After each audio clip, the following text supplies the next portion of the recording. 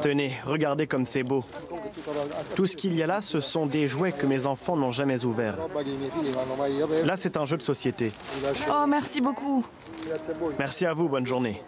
Un parti politique qui distribue des jouets. Étonnant, mais tout à fait normal pour ces militants italiens du mouvement 5 étoiles. 10 ans après sa création, ses partisans privilégient encore ce qui a fait la force des 5 étoiles, le contact direct dans la rue avec les citoyens. Nous avons toujours dit que nous ne sommes pas un parti politique. Nous sommes avant tout un mouvement culturel. Car le mouvement 5 étoiles est né avec l'objectif de changer la mentalité des gens et de les amener vers un nouveau mode de vie. Cette initiative, par exemple, sert à faire comprendre les enjeux du recyclage, mais aussi de la solidarité en aidant les enfants les moins chanceux.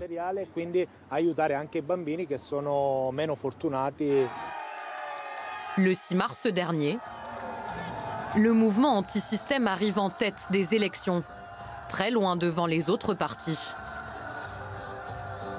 Une ascension fulgurante par la grâce d'un homme, son fondateur, le désormais célèbre Beppe Grillo. Je veux pouvoir rêver du monde que je laisserai à mon fils dans 20 ans. Qu'est-ce qu'il va manger? Qu'est-ce qu'il va boire? Dans quel environnement vivra-t-il? Je veux que ce rêve se soit maintenant. Dès 2007, avant même la création de son mouvement, Beppe Grillo rassemble 2 millions de personnes pour son Vaffanculo Day. Son franc-parler séduit, ses revendications aussi. La réduction des salaires des hommes politiques, l'instauration d'un revenu minimum ou encore la lutte contre la corruption. Corruption et financements illicites viront tous les parlementaires condamnés par la justice, et cela dès demain matin. Mais pour gouverner, le mouvement 5 étoiles a dû s'allier avec l'autre vainqueur des élections, le parti d'extrême droite, la Ligue du Nord, de Matteo Salvini. C'est évident que le mouvement 5 étoiles ne pourra pas réaliser tout son programme. Mais c'est pareil pour la Ligue. Le peuple italien a donné lors des dernières élections un signal très fort au monde politique. Et nous devons de lui donner une réponse, même si nos idées sont très différentes de celles de la Ligue du Nord.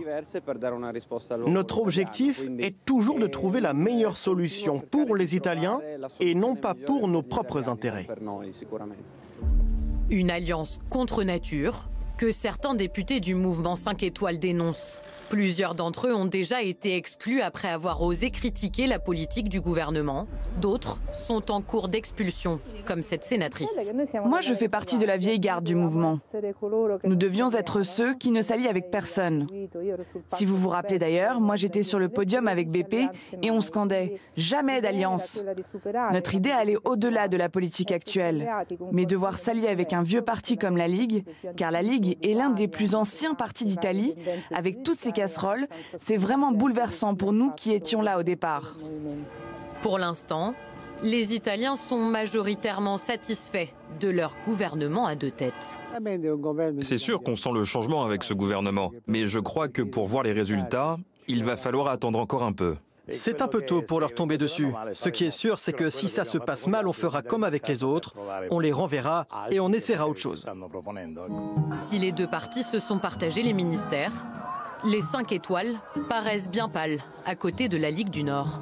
En multipliant les coups d'éclat, Matteo Salvini monopolise l'espace médiatique. Alors